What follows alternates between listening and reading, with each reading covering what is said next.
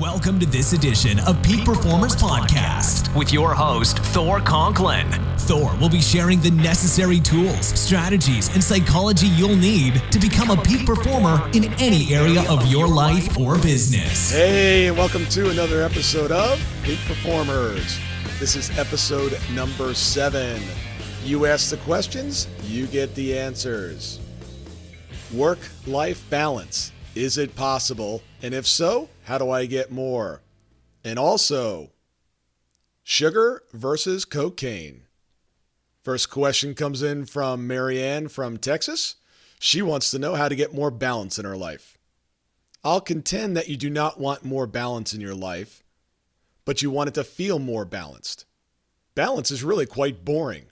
If you've ever seen kids play on the playground with a teeter-totter, they're going up, they're going down, they're having fun, they're laughing, and then all of a sudden they want to figure out how to get it perfectly balanced. And they do that at some point, and then after a little while, it becomes very boring. And then somebody does something to disrupt it, and the balance is no longer there. I bet what you do want, however, is a sense of getting things done, accomplishments in all areas of your life, in your business, in your personal life, in your relationships, in your finances, in your health. The best way to get balance in your life is to figure out, number one, figure out what you want as your overall vision. Step 1, right? Sounds familiar. Come up with a plan of how you're going to achieve that and figure out very specifically what your areas of life are. I discussed this in an earlier podcast. I call them AOLs. You have your business or your work. You have your friends. You have your family. You have your health, spirituality. Whatever they are for you, figure out what those areas of life are. And then schedule time on your calendar each week for those activities or those areas of life. When you're at work, be 100% at work. Committed, doing exactly what you would need to do in that area. When that time is over and you're moving to your next area of life, shut off the work. Put the phone down, turn off the email, turn off the text, whatever it is. When I'm done with work and I'm with my girl and I'm spending time with her, I am 100% focused on that. I'm not answering emails. I'm not doing text. I'm 100% present.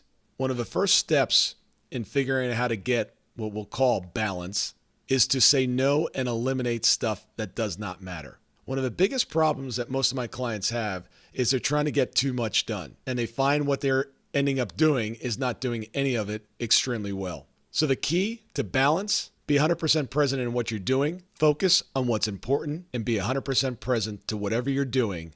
And when it's over, stop, and then become 100% present in the next item, in the next area of life. Our next question comes from John from Atlanta, Georgia. John wants to know, how can he eat less? Don't eat less, eat more. Yes, you heard me correct. Eat more. Eat more of the foods that are going to support you. Eat more of the foods that are good for you.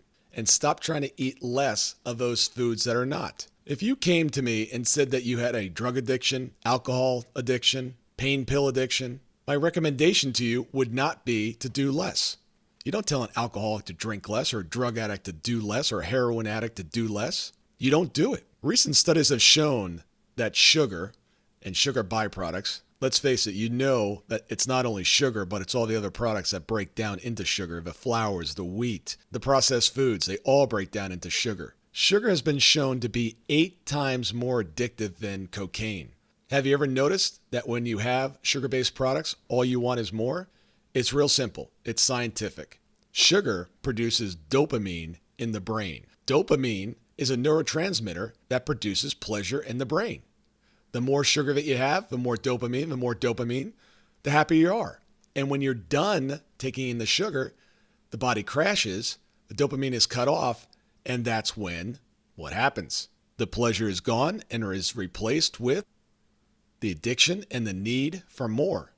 Because now, instead of feeling great, you feel crappy. Cocaine does the same thing. It not only produces more dopamine, but it also cuts off the ability of the dopamine to be reabsorbed by the body, and it gets recycled, thus putting more dopamine into the system. More dopamine, more pleasure. And your brain will seek this over and over again and do whatever it takes to get more. Fortunately, cocaine's not sold at your local grocery store, but sugar products are found everywhere. So, in conclusion, Don't eat less. For those things that do not support you, that are sugar-based, just say no and eat more of the foods that are going to support you. It'll take about 10 days to break the sugar habit. Day 2 or 3 of stopping sugar completely will feel like you're withdrawing from a drug addiction. Thank you for sending in those questions. Keep those questions coming, and I'll keep the answers flowing as well. Thank you for listening. If you're not already subscribed to Peak Performers Podcast, please do so on iTunes. Please leave us a 5-star rating if you found this information helpful. Please share this episode with families and friends, co-workers, or anyone that could benefit from this information. If you're not doing so already, please follow us on Thor Conklin. You can find us on Twitter, Facebook, and of course, send in any questions that you have to info@thorconklin.com, or you can also post them on Facebook. Decide to be a peak performer in all that you do. Until tomorrow, have an absolutely amazing day.